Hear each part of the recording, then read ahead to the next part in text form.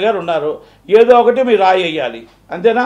Political చేయండి, డైరెక్ట్గా పొలిటికల్గా రండి, పొలిటికల్గా ఎదుర్కోండి అంతే తప్ప మీరు ఒక సినిమా ముసుగులో పవన్ కళ్యాణ్ గారి మీద టార్గెట్ చేస్తారంటే ఇది కరెక్ట్ కాదు.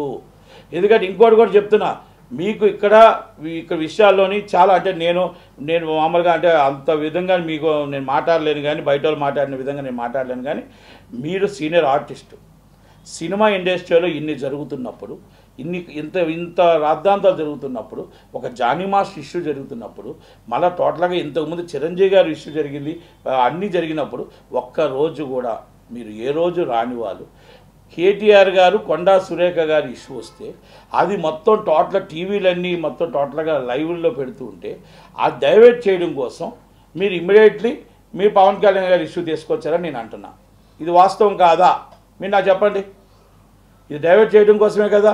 ఇది మొత్తం టోటల్గా ఇండస్ట్రీని అంతా కలిపి ఇండస్ట్రీ అందరూ కూడా నేను రిక్వెస్ట్ చేస్తున్నా. కొండా సురేఖ గారు అన్న మాటలో 100% ఆమె తప్పే.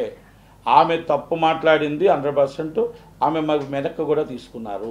ఇవాళ నాంపల్లి కోర్టులో డిఫర్మేషన్ వేశారు. డిఫర్మేషన్ ఆమె లీగల్గా ఆమె ఎదుర్కొంటారు, వాళ్ళు చేస్తారు.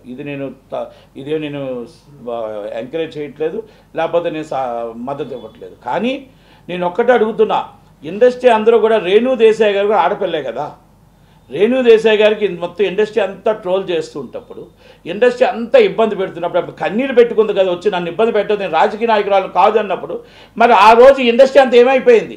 ఈ ప్రకాశరాజు గారు ఏమైపోయారు?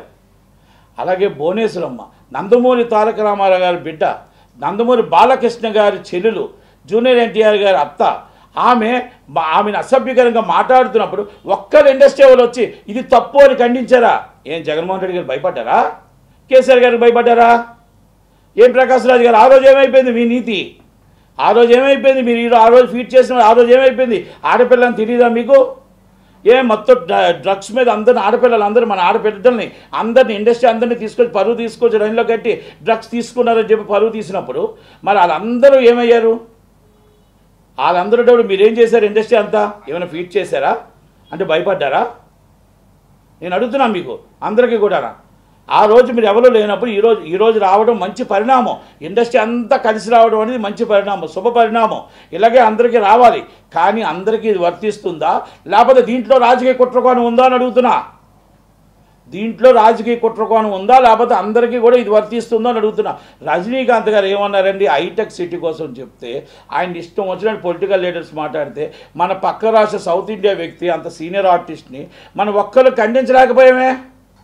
మన చిరంజీవి గారు మన కోసం వెళ్ళి మన కోసం జగన్మోహన్ రెడ్డి గారి చేతులు జోడించి మా ఇండస్ట్రీని కాపాడండి, మా ఇండస్ట్రీని నిలబెట్టండి అని అడిగితే ఆయన ఇండస్ట్రీ కోసం వెళ్ళాడు, అందరి కోసం. అలా వెళ్తే ఆయన్ని అవమానిస్తే మరి ఎందుకు ఖండించలేకపోయారు? ఎందుకు మాట్లాడలేకపోయారు? జగన్మోహన్ రెడ్డి అంటే భయమా? లేదా కేసీఆర్ గారు అంటే భయమా?